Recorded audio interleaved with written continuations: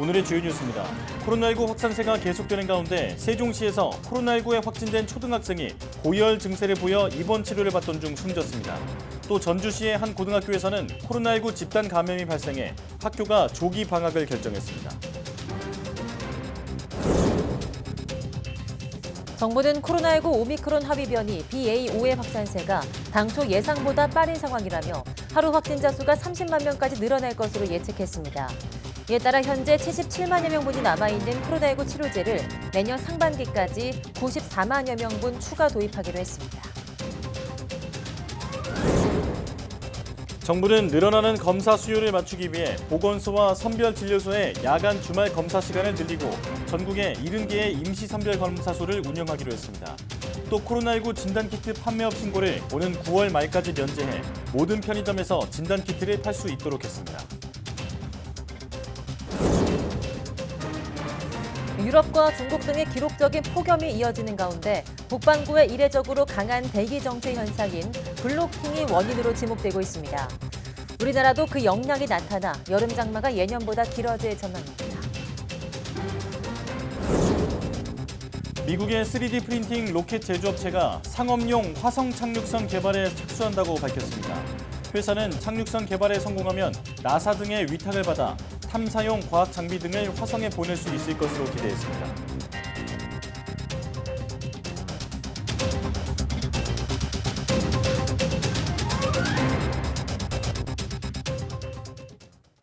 여러분 안녕하십니까? 사이언스 투데이 시작합니다. 정부는 코로나19 오미크론 하위 변이 BA.5의 확산세가 당초 예상보다 빠른 것으로 진단하고 유행 정점 시기 하루 확진자 수를 30만 명 수준으로 예측했습니다. 이에 따라 임시 선별검사소를 전국 70개로 확대 운영하고 코로나19 치료제 94만여 명분을 추가 도입하기로 했습니다. 정부는 PCR 검사 수요 증가에 따라 보건소와 선별진료소의 야간 주말 검사 시간을 늘리고 수도권의 55개, 비수도권의 15개 임시 선별검사소를 운영하기로 했습니다. 또 오는 9월까지 한시적으로 코로나19 진단키트 판매업 신고를 면제해서 모든 편의점에서 진단키트 판매를 허용하기로 했습니다. 이와 함께 현재 77만여 명분이 남아있는 코로나19 치료제도 올해 34만 2천 명분, 내년 상반기 60만 명분 등 총 94만 2천 명분을 추가 도입하기로 했습니다. BA.2.75 등 새롭게 등장하는 신규 변이를 빠르게 인지하기 위해서 변이 감시 기관도 현재 63개에서 105개소로 늘리기로 했습니다. 세종에서 코로나19에 확진된 초등학생이 고열 증세를 보여 입원 치료를 받던 중 숨졌습니다. 세종시는 지난 14일 동네 병원에서 신속항원 검사로 확진된 뒤 고열 증세로 종합병원에 입원해 치료받던 8살 A양이 16일 숨졌다고 밝혔습니다. 해당 학생은 특별한 기저질환은 없었고 백신 접종은 하지 않았던 것으로 파악됐습니다. 세종시는 의료진으로부터 코로나19로 인한 다발성 장기 부전이 사망 원인으로 보인다는 소견을 받았다고 말했습니다. 전북 전주시 한 고등학교가 학내 코로나19 집단 감염으로 조기 방학을 결정했습니다. 방역당국에 따르면 전주 A고등학교 학생과 교사 150여 명이 잇따라 코로나19 확진 판정을 받았습니다. A고등학교는 지난 12일부터 15일까지 3박 4일간 1, 2학년 학생 430여 명을 인솔해 제주도로 수학여행을 다녀왔습니다. 이와 관련해 해당 고등학교는 정상 수업이 어렵다고 판단해 조기 방학에 돌입했습니다. 질병관리청 국립감염병연구소가 미국 백신 업체 모더나와 공동으로 mRNA 백신 개발에 나섭니다. 질병관리청은 지난 19일 모더나와 중증 열성 혈소판 감소 증후군에 대한 mRNA 백신 후보 물질 개발 공동 연구 협력 협약을 체결했다고 밝혔습니다. 이번 협약은 국립감염병연구소가 외국 제약사와 백신 개발 연구 분야에서 맺은 첫 번째 공동 계약으로 국내 mRNA 백신 개발을 위한 연구 역량 증대에 도움이 될 것으로 기대됩니다. 협약을 위해서 방한한 폴 버튼 모더나 최고 의학 책임자도 모더나는 국제 보건을 위협하지만 아직 주목받지 못하는 감염병을 포함한 15개 백신을 2025년까지 개발할 예정이라면서 이번 공동 연구 협력은 백신 개발을 약속을 이행하는 중요한 일환으로 의미가 크다고 밝혔습니다. 북반구에 최근 이례적으로 강한 대기 정체, 이른바 블로킹 현상이 나타나고 있습니다. 유럽과 중국 등의 기록적인 폭염이 맹위를 떨치는 것도 바로 이 때문이라고 하는데요. 네, 우리나라에도 그 영향이 나타나 여름 장마가 예년보다 길어질 것으로 보입니다. 정혜윤 기자입니다. 미 항공우주국 나사에서 공개한 최고 기온 지도입니다. 유럽뿐 아니라 북아프리카와 중동, 중국을 포함한 아시아까지 검붉은 색으로 표시됩니다. 40도를 넘나드는 강력한 폭염이 나타난 곳입니다. 최근 유럽은 살인적인 폭염과 대형 산불로 몸살을 앓고 있습니다. 북아프리카와 이란, 중국 상하이에도 기록적인 무더위가 이어지고 있습니다. 원인은 거대한 고기압이 발생해 대기의 흐름을 정체시키는 블로킹 현상. 유럽과 중앙아시아 부근에 블로킹이 나타나며 뜨거운 공기가 빠져나가지 못하고 축적돼 유럽과 북아프리카, 중국의 폭염을 부른 겁니다. 극지방 온도가 상승하면서 고緯도와 저緯도의 기온차가 줄고 공기순환이 약해지며 대기가 정체되는 현상입니다. 어느 곳에서는 심한 폭염이, 다른 곳에는 폭우가 지속하는 날씨가 나타납니다. 그런데 우리나라 주변에도 블로킹 현상이 나타나고 있습니다. 우리나라 동쪽에 강한 고기압이 형성된 건데 이 때문에 상층에 찬 공기가 유입돼 주기적으로 강한 비가 내리고 있습니다. 반대로 서서히 확장하며 장마를 끝내야 할 북태평양 고기압은 제주도 남쪽에서 올라오지 못하고 있습니다. 최근 우리나라 주변으로 대기가 정체되며 북쪽의 찬 공기가 우리나라 주변을 덮고 있는 상황입니다. 이 영향으로 장마 기간 동안 저기압에 의한 비가 자주 내리며 북태평양 고기압은 북쪽으로 확장하기보다는 남쪽에 머물고 있는 상태입니다. 예년 같으면 장마는 제주도가 7월 20일에서 21일, 내륙은 24일에서 26일쯤 끝이 납니다. 하지만 올해는 이보다는 더 늦어질 가능성이 큽니다. 기상 전문가들은 현재로는 7월 말 아니면 8월 초쯤 장마가 끝날 것으로 전망하고 있습니다. YTN 정혜윤입니다. 세계기상기구는 유럽 전역에서 벌어지는 폭염 현상과 관련해 다음 주 중반까지는 유럽에서 예년 수준을 넘어서는 기온이 이어질 것으로 예상된다고 전망했습니다. 세계기상기구 응용기후서비스 분과장인 로버트 슈테판스키는 현지 시간 19일 유엔 제네바 사무국에서 열린 기자간담회에서 현재 기상 모델 분석에 따르면 유럽의 폭염은 화요일인 19일 최고조에 이를 것으로 보인다면서 이같이 밝혔습니다. 이같이 폭염이 장기화하면서 의료 수요까지 많아진 탓에 지병을 갖고 있던 노인층에서는 사망자가 더 나올 것으로 우려된다고 세계기상기구 측은 덧붙였습니다. 유럽이 폭염으로 몸살을 앓는 가운데 대체로 서늘한 영국마저 40도를 넘어서며 사상 최고 기온을 경신했습니다. 영국 역사상 최초의 폭염 경보가 내려졌고 철도와 항공편까지 영향을 받는 등 혼란이 빚어졌습니다. 김준호 기자입니다. 지난주 기온이 47도에 달했던 스페인과 포르투갈에서 더위와 관련된 사망자가 거의 600명 가까이 보고됐습니다. 폭염의 기세가 영국까지 미치면서 런던 히스로 지역 기온이 낮 12시 50분 기준 섭씨 40.2도를 찍으며 영국 역사상 최고를 기록했습니다.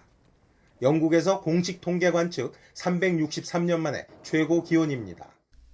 Today I decided to come into work, so I'm hot. I think I'm going to just try and stay indoors as much as I can in the office. 영국 기상청은 기온이 계속 오르고 있으며 섭씨 42도에 이를 수 있다고 전망했습니다. 기존 최고 기록은 2019년 케임브리지의 섭씨 38.7도였습니다. This weather is absolutely unprecedented. We have never seen anything like these temperatures in our models before, but by the end of the century, we anticipate anything up to 1 in 3 years seeing 40 degrees. 여름에도 별다른 더위가 없었던 영국인들은 갑작스런 더위에 당황하고 있습니다. 일상생활도 타격을 받았습니다. 안전상 이유로 철도 운행 속도가 제한됐고 노선 운행이 지연되거나 취소되는 경우가 평소의 2배 수준으로 뛰었습니다. 런던 루턴 공항에서는 활주로에 문제가 생기면서 2시간 동안 모든 운항편이 중단되기도 했습니다. 생소한 폭염에 영국 학교 약 200곳은 일시적으로 교실 문을 닫거나 조기 하교 조치를 내렸습니다.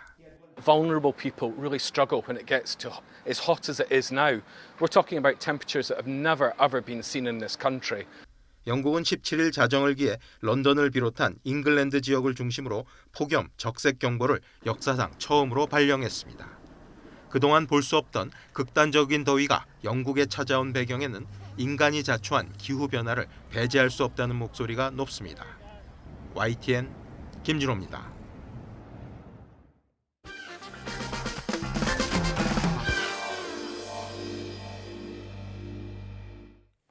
과학적으로 검증된 진실인 것처럼 오래전부터 전해 내려오는 가설들이 꽤 많이 있죠.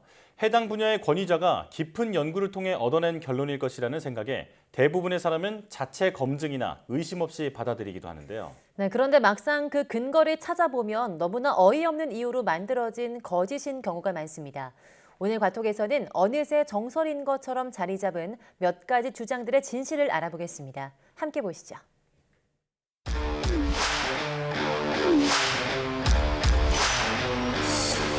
달아달아 밝은 달아. 지난 13일 올해 가장 큰 보름달 슈퍼문이 떴습니다. 슈퍼문은 달이 지구와 가장 가까운 거리에 있는 지점에서 뜬 보름달을 말하는데요. 이번 슈퍼문은 작년 5월 26일 이후 약 1년 만에 보는 것이라고 하네요. 그래서 국립과천과학원에서 슈퍼문 특별 관측회가 열리기도 했는데요. 아쉽게도 비로 인해 제대로 된 관측은 힘들었지만 동영상 무료 상영과 강연이 이루어졌습니다. 하지만 이번 기회를 놓쳤다고 슬퍼하지 마세요. 전국과학관에서는 여름방학을 맞아 다양한 천문 프로그램을 준비했으니까요. 국립광주과학관에서는 8월 별빛 학교와 밤하늘 관측대장, 페르세우스 유성우 공개 관측 등이 준비되어 있고요. 국립과천과학관에서는 천체투영관 우주아카데미, 여름방학엔 우주학교, 반짝반짝 별자리 여행 등이 준비되어 있습니다. 이외에도 전국과학관 천체관측소에서 체험 프로그램을 운영 중이니까요. 올여름 별을 보며 낭만을 즐겨보시는 거 어떨까요? 혹시 밖에서 와이파이 많이 사용하시나요? 그런 분들에게 아주 반가운 소식이 있습니다. 이제 공공 와이파이가 더 빨라진다는 소식! 공공 와이파이는 2012년부터 구축되어 현재 공공장소 4만여 개소, 시내버스 3만여 개소 등 총 7만여 개소에서 무료 데이터를 제공하고 있는데요. 국민의 52%가 활용하고 있는 만큼 앞으로 더 빠른 서비스를 제공할 예정입니다. 기존의 4세대 이동통신 대신 5세대 5G 통신으로 단계적으로 고도화되는 건데요. 얼마나 빨라지냐고요? 지금의 약 3배입니다. 이렇게 빨라지면 동영상 등 고용량 컨텐츠를 이용하더라도 쾌적한 속도를 느낄 수 있다고 하는데요. 이와 더불어 도서관, 전통시장, 버스 정류장 등 전국 공공장소 1만 개소에 공공 와이파이를 신규 구축할 예정이라고 합니다. 여기서 잠깐! 공공 와이파이라 보안이 걱정되신다고요? 걱정 마시고 이렇게 해보십시오. 스마트폰 와이파이 설정에 들어가 시큐어라고 적힌 와이파이를 선택합니다. 위아래에 둘 다 영어로 와이파이라고 적은 뒤 인증서 창이 뜨면 신뢰를 눌러줍니다. 이렇게 하면 개인정보가 보호되는 보안 와이파이에 접속이 가능합니다. 통신요금이 걱정되신다고요? 앞으로는 공공 와이파이를 이용해 보세요.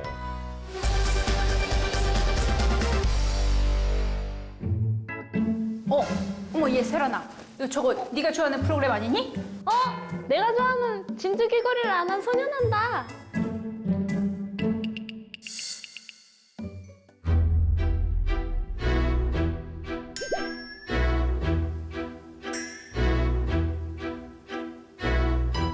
여러분 안녕하세요. 진주귀걸이 안 한 소년이에요. 우리가 평소 과학이라고 믿어왔던 여러 가지 사실들, 하지만 그게 모두 근거 없는 헛소문에 불과하다면 어떨까요? 헛소문?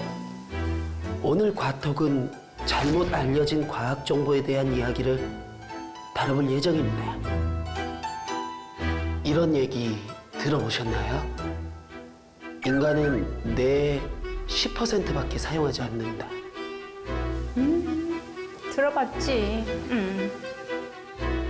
하지만 이건 전혀 과학적 근거가 없는 얘기입니다. 정말? 그럼 도대체 왜 이런 이야기가 나오게 됐을까요? 인간의 뇌는 10%만 사용된다.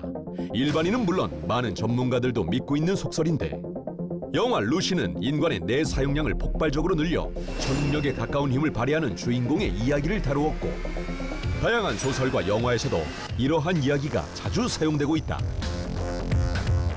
하지만 알려진 바와 달리 우리는 뇌 전체를 활용하며 생각에 관여하는 신경세포인 뉴런은 늘 무언가를 하고 있는 상태다. 그렇다면 10%라는 수치는 도대체 어디서 나온 것일까? 1890년 하버드 대학 심리학자 윌리엄 제임스는 특별한 연구를 하고 있었다.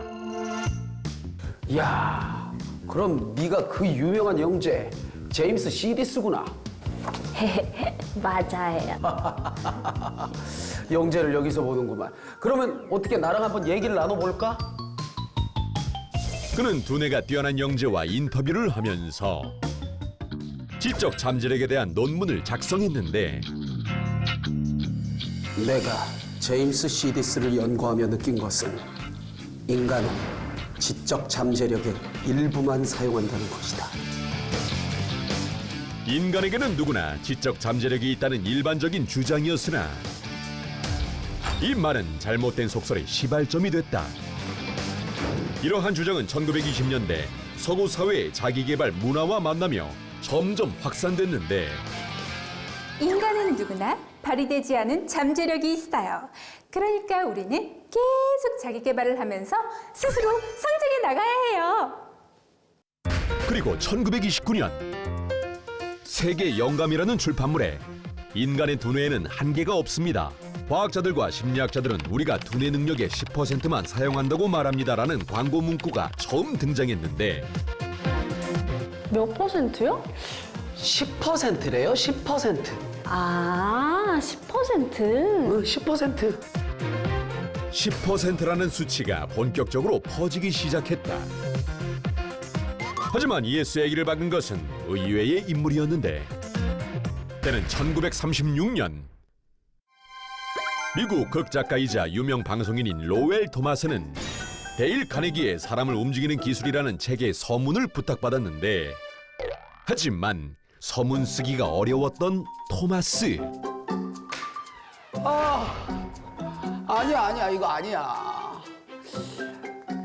이 앞에 딱 그럴듯할 만한 말이 딱 나와줘야지 이게 책이 잘 팔릴 텐데. 가만히 있어봐. 이게 설득에 관한 이야기잖아. 그러면 사람 뇌에 관련된 얘기를 앞에 넣어볼까? 그는 멋진 서문을 쓰기 위해 뇌에 대한 다양한 정보를 짜깁기에 글을 써내려갔는데 서문의 일부 내용은 다음과 같았다. 하버드 대학교 윌리엄 제임스 교수는 인간은 지적 잠재 능력의 10%밖에 발휘하지 않는다고 말했다. 아직 뇌 과학이 발달하기 이전이었던 시기. 관련 연구도 별로 없었기에 유명인의 발언은 사실처럼 굳혀지고 말았다. 결국 그의 잘못된 인용으로 인해 10% 이론은 지금까지도 잘못된 상식이 된 셈이다. 하지만 안타깝게도 이러한 예는 또 있습니다. 네? 또 있다고? 바로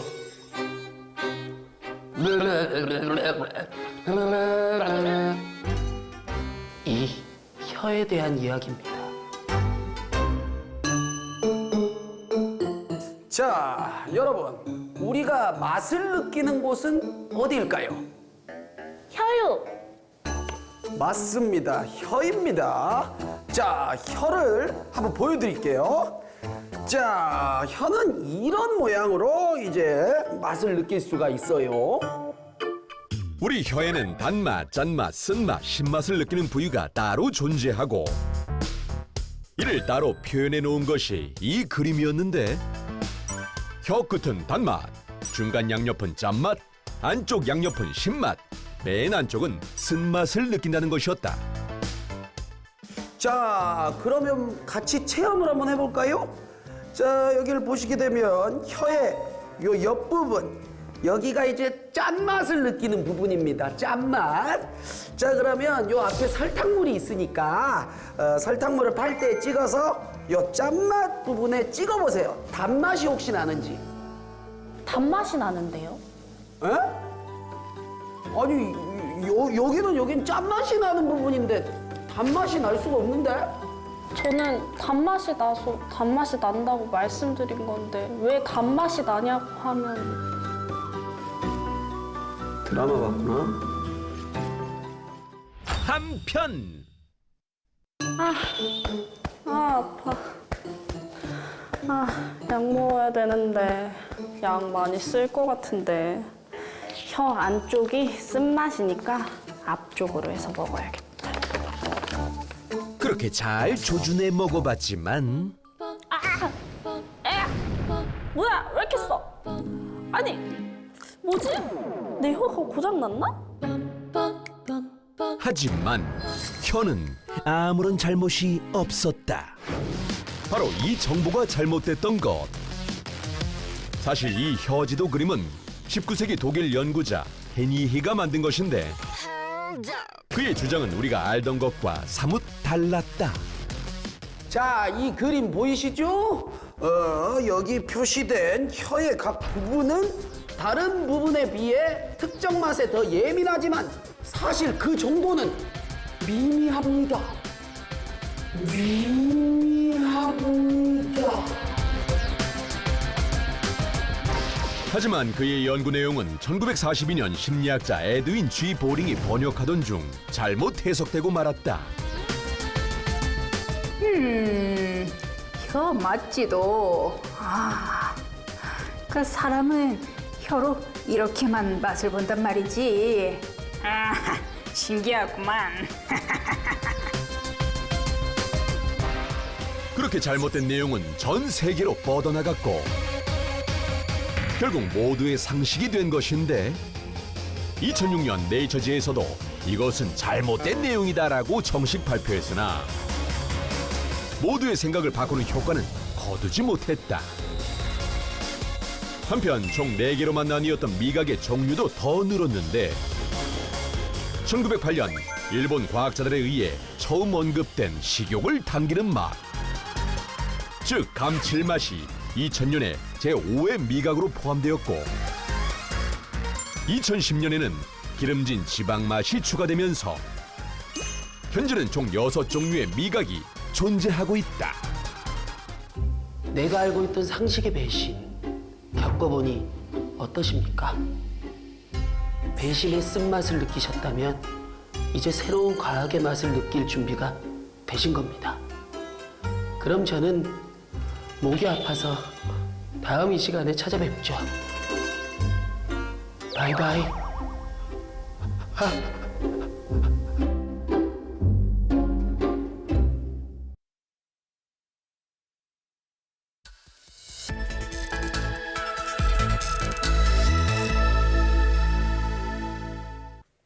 바이오 분야 주요 이슈를 짚어보는 바이오 위클리입니다. 네, 이번 시간에는 기존 항암제로 치료가 어려운 새로운 방식의 유방암 치료제에 대해서 최재 기자와 함께 자세히 알아보겠습니다. 이성규 기자와 함께합니다.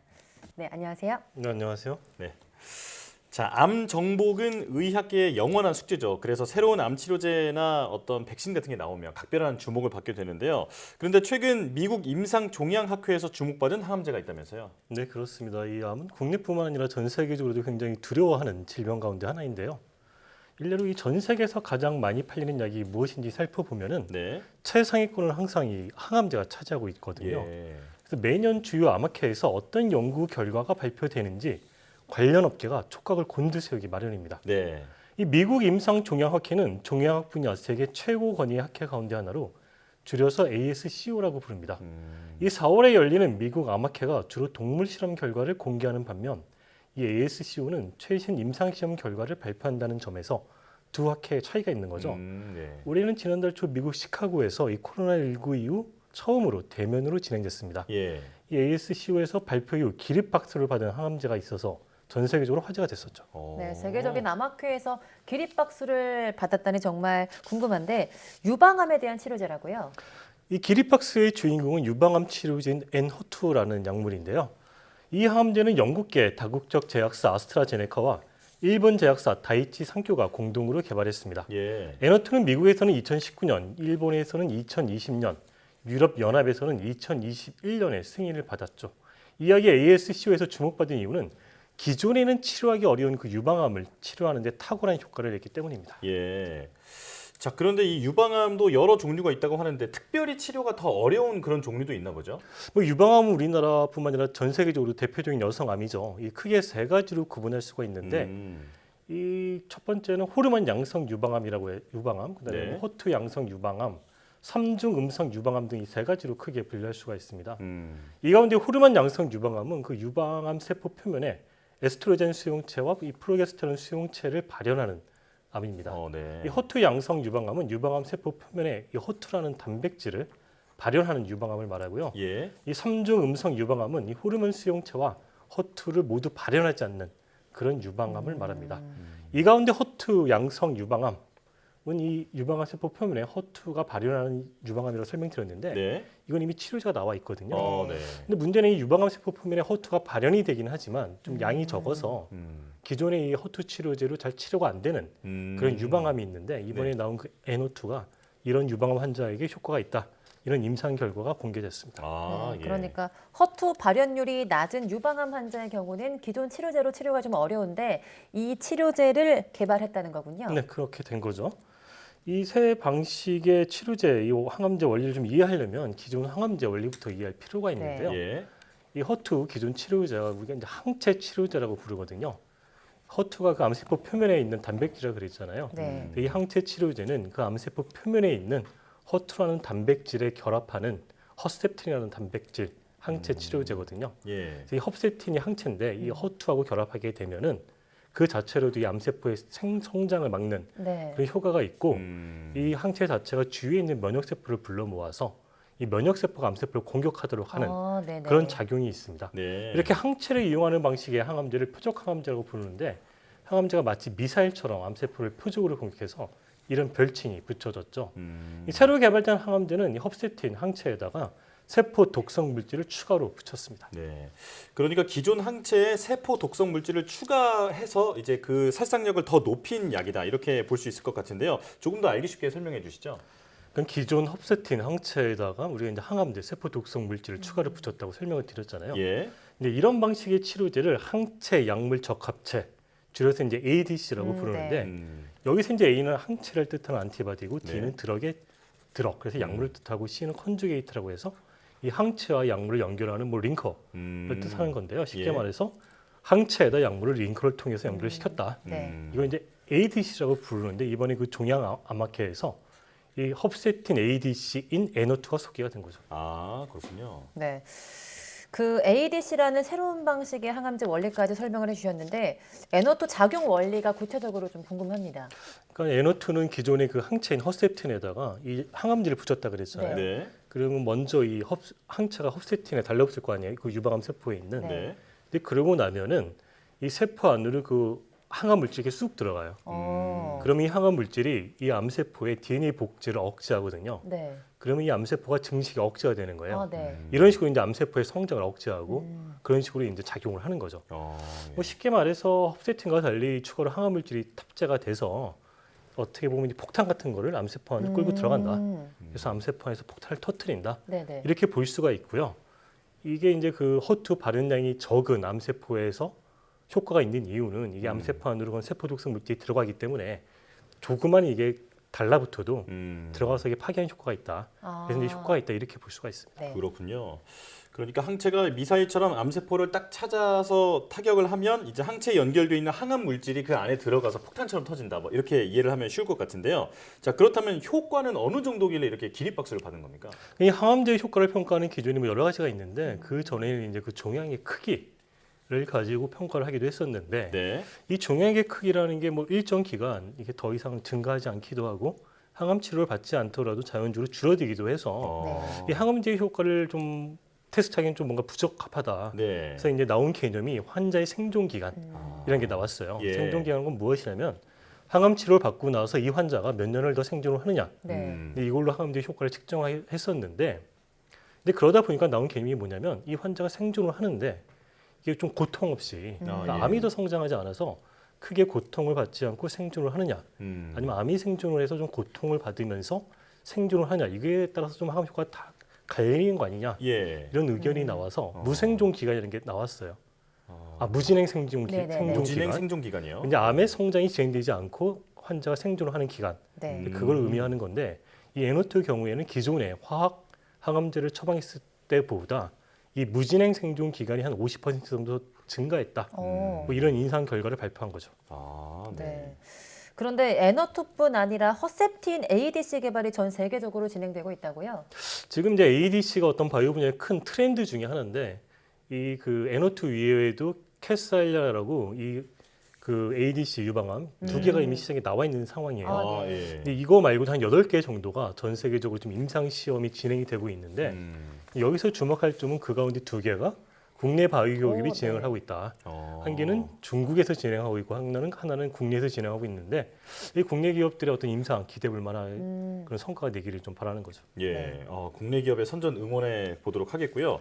자, 그 궁금한 것이, 그렇다면 이제 국내 환자들은 이 약을 언제 받아볼 수 있느냐, 이게 가장 중요할 것 같습니다. 사실 이제 환자의 측면에서 뭐 효과도 중요하지만 새로운 방식의 이런 항암제가 나오면 언제쯤 이렇게 적용받을 수 있느냐, 이런 게 좀 궁금할 수가 있는데, 결론부터 말씀드리면 아직 국내에서는 허투가 시판이 안 됐다. 이렇게 말씀드릴 수가 있고, 사실은 이제 지난해 그 보건당국에서 지난해 한 6월쯤에 이거 신속 뭐 대상으로 지정을 했는데, 아직까지 허가가 진행이 돼서 결론은 아직 나지 않은 상황이다. 이렇게 말씀드릴 수가 있고, 이게 허가가 지연이 되면서 사실은 좀 국내 환자들이 이게 좀 뭐랄까 이 약의 처방을 좀 뒤늦게 받을 수도 있다라는 우려가 나오고 있는데, 이 치료제가 지금 저발령 그 허투 환자한테도 효과가 있다고 그랬잖아요.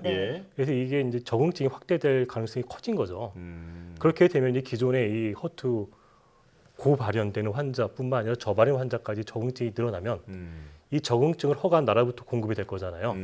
그러면 이제 미국이나 유럽 등은 그런 적응증 확대가 좀 더 빨리 이루어지니까 우리나라보다는 상대적으로 이들 국가부터 먼저 공급이 이루어지면 이게 물량은 한정이 돼 있으니까 우리나라에는 좀 공급이 뒤늦게 될 수도 있다. 그러면 좀 환자들한테는 조금 더 늦게 이게 좀 혜택이 올 수도 있다. 그런 우려의 목소리도 나오고 있습니다. 네, 그래도 그동안 치료가 어려웠던 유방암 환자들에게는 기다려온 소식인 것 같은데 하루빨리 상용화 될 수 있었으면 좋겠습니다. 네, 오늘 말씀 여기까지 듣겠습니다. 고맙습니다.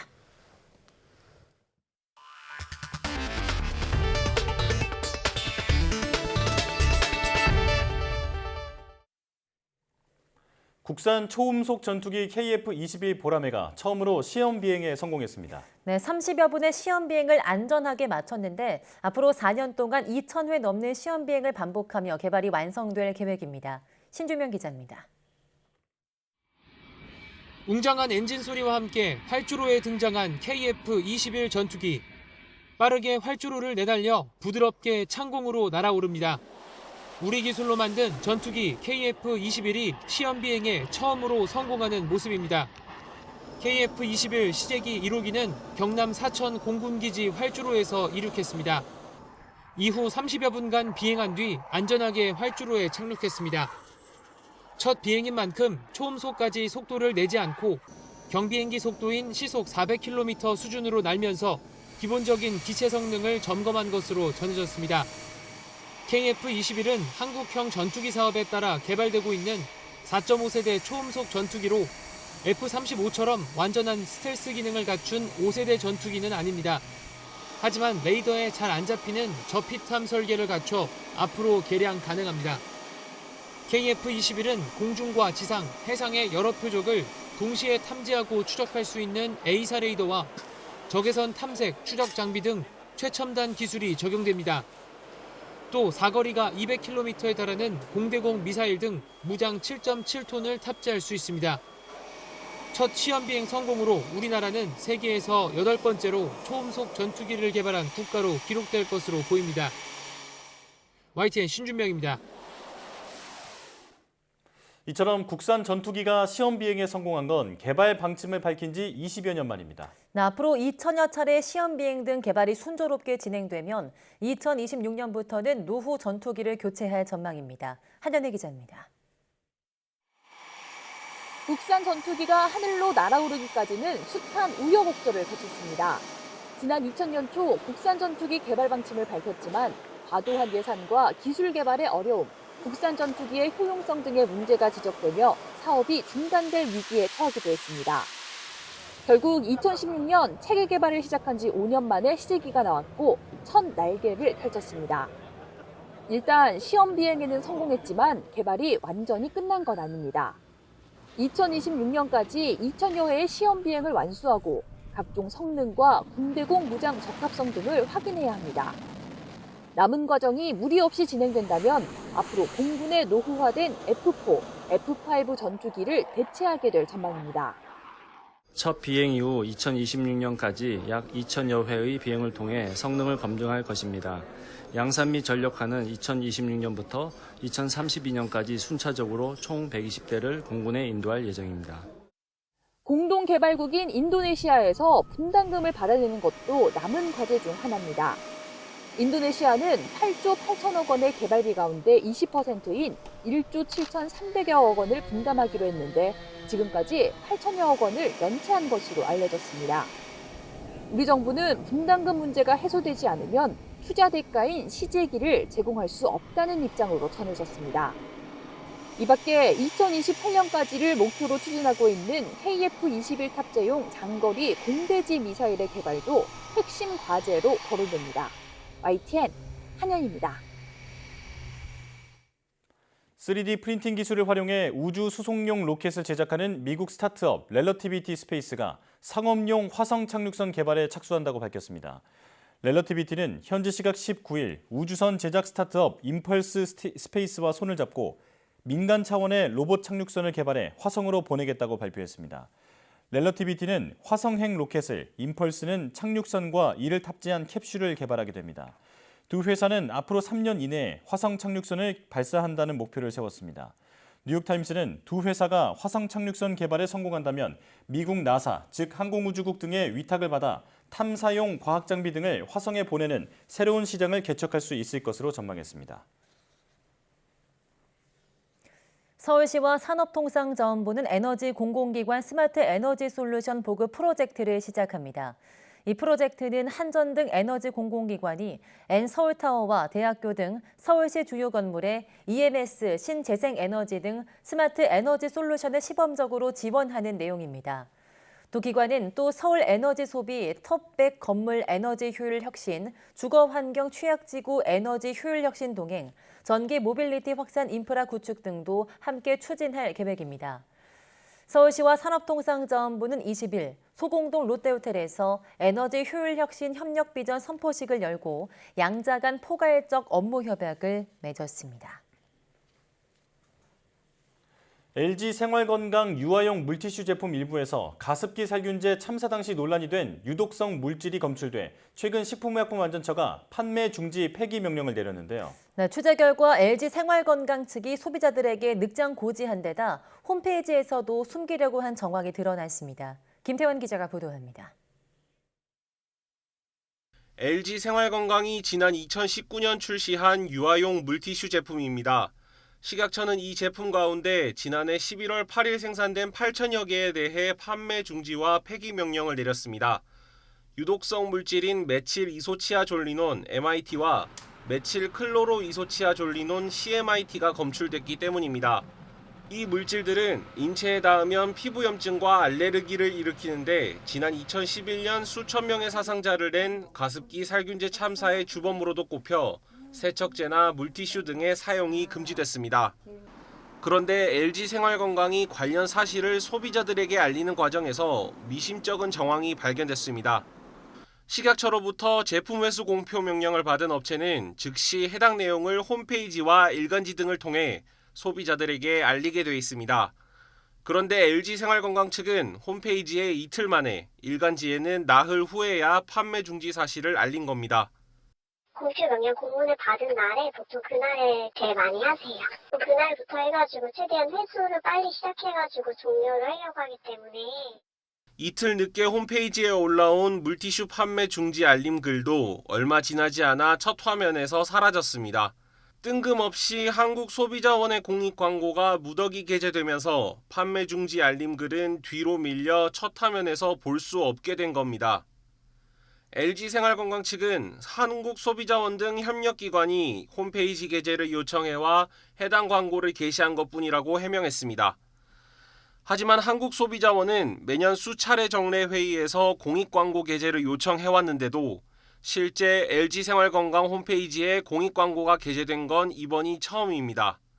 그것도 5개 공익광고가 한꺼번에 무더기로 올라왔는데 이미 3년 전 만들어진 화장품 공익광고까지 포함되어 있었습니다.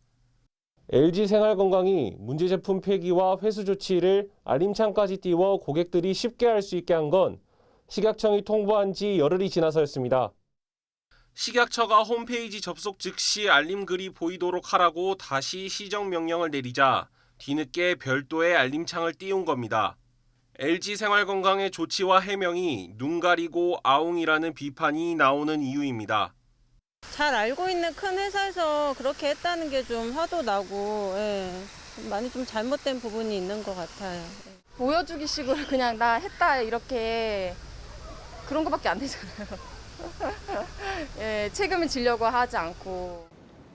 LG생활건강 측은 독성 물질이 검출된 제품이 하루 생산분이지만 해당 제품 전체를 폐기하기로 하고 문제의 제품도 40% 정도 회수했다고 밝혔습니다. 하지만 소비자 건강에 해를 끼칠 수 있는 중요한 정보를 늑장 고지한 데 이어 꼼수 숨기기 논란까지 불거지면서 LG생활건강이 소비자를 기만하려 했다는 지적은 피하기 어려워 보입니다. YTN 김태원입니다. 우리 민족의 정체성이 담긴 전통 생활 관습이자 지식인 한복 생활이 국가문화재가 됐습니다. 문화재청은 우리 전통 의상인 한복을 입고 예절이나 격식이 필요한 의례나 놀이 등에 참여하는 문화인 한복 생활을 국가무형문화재로 지정했습니다. 문화재청은 지난 3월 한복 입기라는 명칭으로 문화재 지정을 예고했지만 단순히 한복을 착용하는 것으로 오인할 수 있다는 우려 등을 고려해 명칭을 한복 생활로 바꿨습니다. 한복 생활과 관련한 특정 기능 예능 보유자나 보유 단체는 인정하지 않기로 했습니다. 이번 여름 휴가객도 7월 말부터 8월 초에 가장 많이 몰릴 것으로 보이지만 대체로 8월 말까지 분산될 것으로 예상됩니다. 정부는 휴가철 특별 교통 대책을 마련했습니다. 이동우 기자가 보도합니다. 이번 여름 휴가철 고속도로는 수도권에서 출발할 경우 이달 30일, 수도권으로 돌아올 때는 31일이 가장 혼잡할 것으로 전망됩니다. 올해에도 전통적 극성수기인 7월 말에서 8월 초에 가장 많은 인파가 몰릴 것으로 보입니다.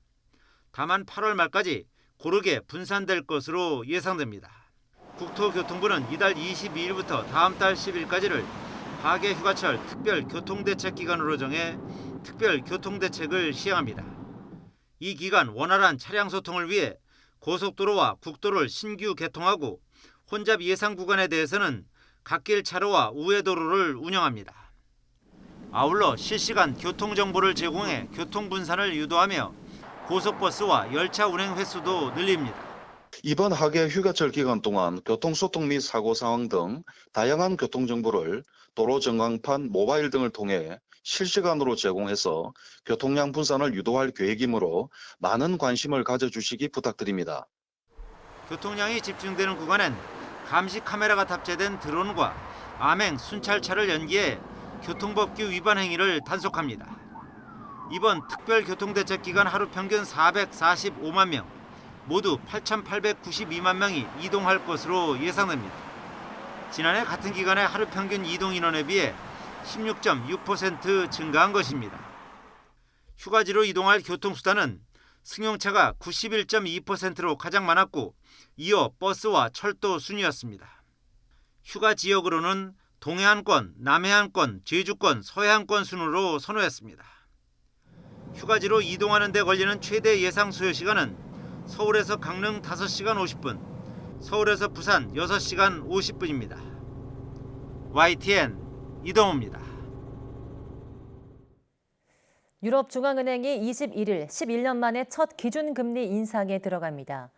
유럽중앙은행은 현지 시간 21일 통화정책회의에서 기준금리와 한계대출금리, 수신금리 등 3개 정책금리를 각각 0.25%포인트 인상하겠다고 지난달 통화정책 방향에서 밝힌 바 있습니다. 첫 인상폭으로는 0.25%포인트가 예고됐지만 물가가 예상보다 급등세를 보이면서 인상폭을 0.5%포인트로 높이는 방안에 대해서도 논의가 이루어질 전망입니다.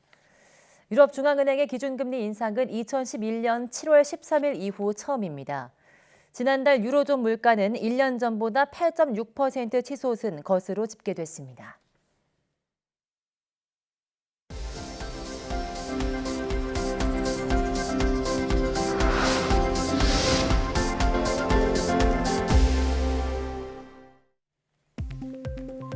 국내 연구진이 스마트폰 앱을 이용해 코로나19 감염 여부를 1시간 이내 진단할 수 있는 기술을 개발했습니다. 한국생명공학연구원 강태준 연구진은 등온 핵산 증폭 기술과 크리스퍼 유전자 가위 기술을 결합해 별도의 유전자 추출이나 증폭 없이 표적 유전자를 신속하게 검출하는 바이오 센서를 개발했다고 밝혔습니다. 또 개발한 센서를 기반으로 3차원 프린팅 기술을 활용한 소형 기기를 제작해 검사 현장에서 1시간 이내 감염 여부를 확인할 수 있도록 했습니다. 이와 함께 개발한 기계학습 기반 스마트폰 앱으로도 바이러스 농도를 빠르고 쉽게 분석할 수 있도록 했다고 설명했습니다. 국내 연구진이 마이크로 RNA를 활용해서 암을 조기 진단할 수 있는 기술을 개발했습니다. 카이스트 박현규 정현식 교수팀은 트랜스퍼 프린팅 기법을 활용해 초고해상도 다색 양자점 어레이를 제작하고 이를 이용해 암 관련 마이크로 RNA를 검출할 수 있는 기술을 개발했다고 밝혔습니다. 마이크로 RNA는 짧은 길이의 RNA로 비정상적인 마이크로 RNA는 암을 포함한 다양한 질병과 밀접하게 연관돼 있어서 질병 진단에 차세대 생체 지표로 주목받고 있습니다. 연구진은 마이크로 RNA는 혈액과 타액, 소변 등에도 존재한다며 이번 기술은 암의 조기 진단에 응용할 수 있을 것으로 기대했습니다. 이종호 과학기술정보통신부 장관이 초격차 기술력 확보를 위해 국가 R&D 체계를 정부 주도해서 민간 중심으로 혁신하겠다고 밝혔습니다. 이 장관은 서울 프레스센터에서 열린 기자간담회에서 공공의 기술을 민간에 이전하는 등 다양한 방법으로 민간 투자를 유도해 1-20년 후까지 책임질 미래 혁신 기술을 선점하겠다며 이같이 말했습니다. 또 인구 감소 시대에 질적으로 탁월한 인재를 키우기 위해 차별화된 인재 양성 체계를 구축하고 국가 사회 전반의 디지털 혁신을 더욱 가속하겠다고 강조했습니다. 과학기술정보통신부는 농어촌 일부 지역에서 5G 공동이용 1단계 1차 상용화를 시작했다고 밝혔습니다. 1단계 1차 상용화는 22개 시군에 소재한 149개 읍면에서 이루어졌으며 통신 3사는 망 구축 상황과 통신 품질 등을 고려해서 대상 지역을 선정했습니다. 과기정통부는 앞으로 농어촌 5G 공동이용망 구축과 상용화가 차질 없이 진행되도록 지속해서 지원할 계획입니다.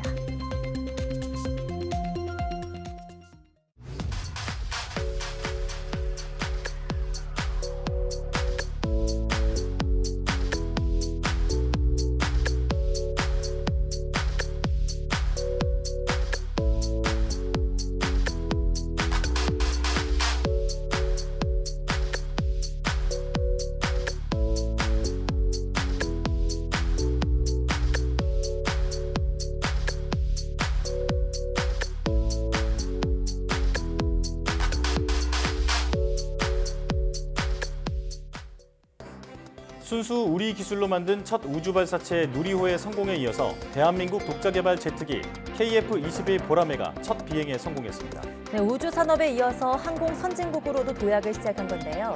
앞으로도 대한민국의 꿈을 싣고 더 높은 하늘로 날아오르길 바라겠습니다. 사이언스 투데이 마칩니다. 함께해 주신 여러분 고맙습니다.